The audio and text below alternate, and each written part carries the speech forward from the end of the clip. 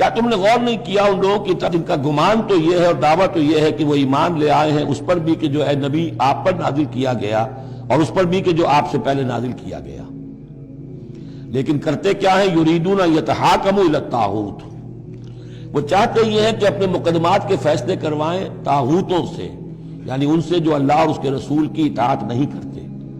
اگلی آیت پہلی جو تھی، جو اللہ اور اس کے رسول کی اطاعت پر کاربند ہو گیا وہ طاغوت سے خارج ہو گیا، جو اللہ اور اس کے رسول کی اطاعت کو قبول نہیں کرتا وہ طاغوت ہے، وہ طغا، وہ اپنے حد سے تجاوز کر گیا۔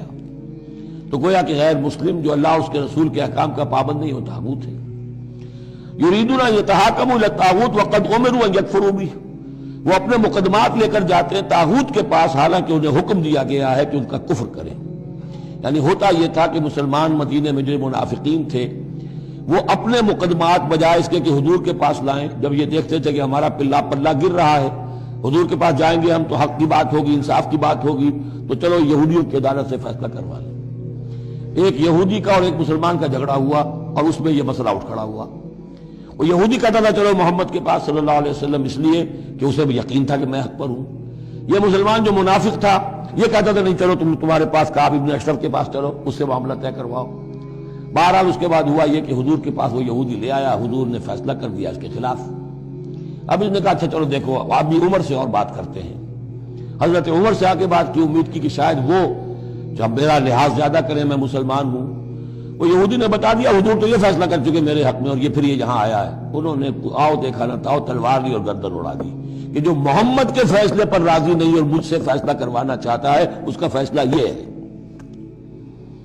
اس پر واویلا مچایا، آئے چیختے چلاتے ہوئے اس کے گھر والے، اس کے اہل و عیال کہ ہم تو بس یہ چاہتے تھے کہ کچھ مصالحت ہو جاتی، آپ نے فیصلہ دے دیا تھا تو کوئی مصالحت ہو جاتی تو اچھا تھا، راضی نامہ ہو جاتا، اس لیے گئے تھے۔ وہ واقعہ ہے جو بیان ہو رہا ہے۔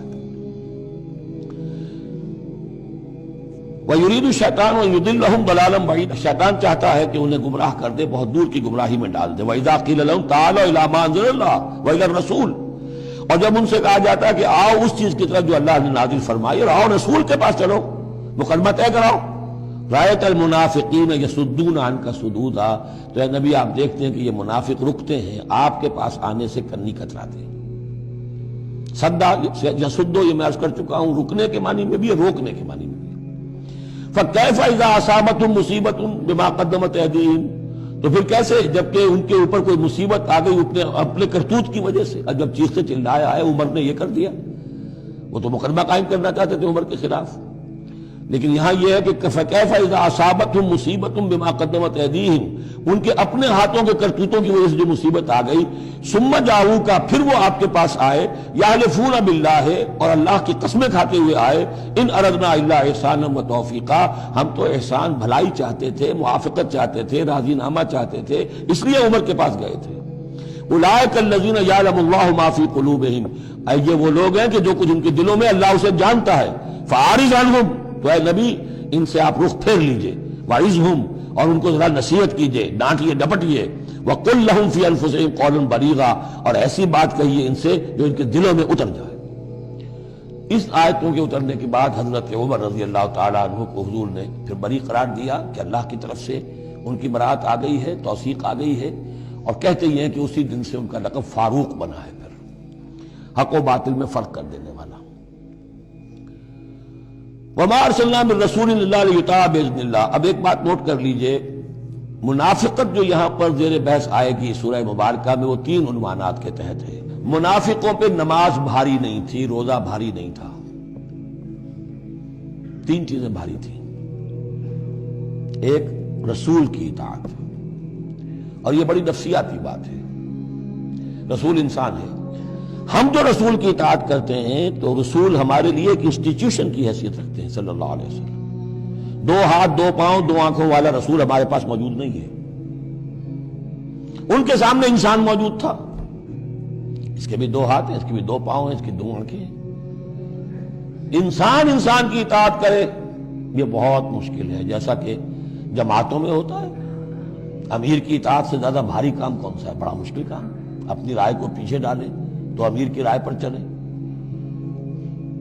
ایک تو ان کے جس کے دل میں یقین تھا کہ یہ محمد صلی اللہ علیہ وسلم، یہ محمد ابن عبداللہ تو ہیں جنہیں ہم دیکھ رہے ہیں، لیکن حقیقتاً میں جو ایمان لایا ہوں وہ محمد الرسول اللہ پر لایا ہوں کہ اللہ کے رسول ہے، تب تو بات ہو جائے۔ لیکن جن کے دلوں میں یہ یقین نہیں تھا یا کمزور تھا، ان کے لیے حضور کی شخصی اطاعت بڑی بھاری تھی، بڑی کٹن تھی۔ یہ بعض مواقع پر وہ کہتے تھے کہ یہ جو کچھ کہہ رہے ہیں اپنے پاس سے کہہ رہے ہیں، کیوں نہیں سورت نازل ہو جاتی، کیوں نہیں آیت نازل ہو جاتی؟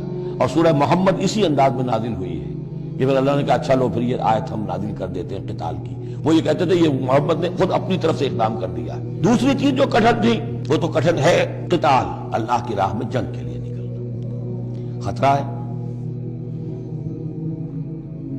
مرحلہ سخت ہے اور جان عزیز۔ اور تیسری چیز ہجرت۔ اب ہجرت میں منافقین مدینہ نہیں، منافق جو اور تھے گردا گرد کے اور مکے میں جو تھے ان کا ذکر آئے گا اب آگے۔ گھر بار چھوڑ کر، خاندان والوں کو چھوڑ کر نکل جانا آسان کام نہیں۔ اب سب سے پہلے اطاعت رسول، اس کی کیا اہمیت ہے۔ وَمَا أَرْسَلْنَا مِن رَّسُولٍ إِلَّا لِيُطَاعَ بِإِذْنِ اللَّهِ، تو ہم نے نہیں بھیجا کسی رسول کو مگر اس لیے کہ اس کی اطاعت کی جائے اللہ کے حکم سے۔ وَلَوْ أَنَّهُمْ ظَلَمُوا أَنفُسَهُمْ، اور اگر انہوں نے جب اپنے اوپر ظلم کیا تھا، انفسہم جاؤ کا، اگر وہ آتے اے نبی آپ کے پاس، فاستغفروا اللہ، اور اللہ سے بھی استغفار کرتے، واستغفر لہم الرسول، اور رسول بھی ان کے لیے استغفار کرتے اللہ سے، لوجدوا اللہ توابا رحیما، تو وہ پاتے کہ اللہ تعالیٰ تو توبہ کا قبول فرمانے والا اور رحیم ہے۔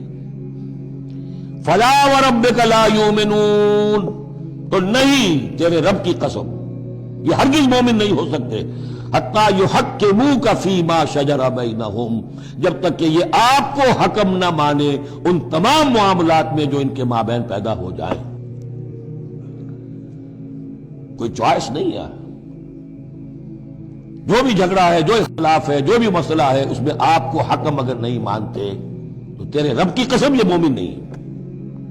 یہ انداز دیکھیے، اس کا جلال دیکھیے۔ فلا وربک لا یؤمنون حتى یحکموک فیما شجر بینہم ثم لا یجدوا فی انفسہم حرجا مما قضیت، اور پھر یہ کہ جو فیصلہ آپ کر دیں اس پر اپنے دل میں تنگی محسوس نہ کریں۔ اگر قبول بھی کر لیا لیکن کدورت کے ساتھ کیا، دل میں تنگی کے ساتھ کیا، تب بھی مومن نہیں ہے۔ وَيُسَلِّمُوا تَسْلِيمًا، اور سر تسلیم خم کرے جیسے کہ سر تسلیم خم کرنے کا حق ہے۔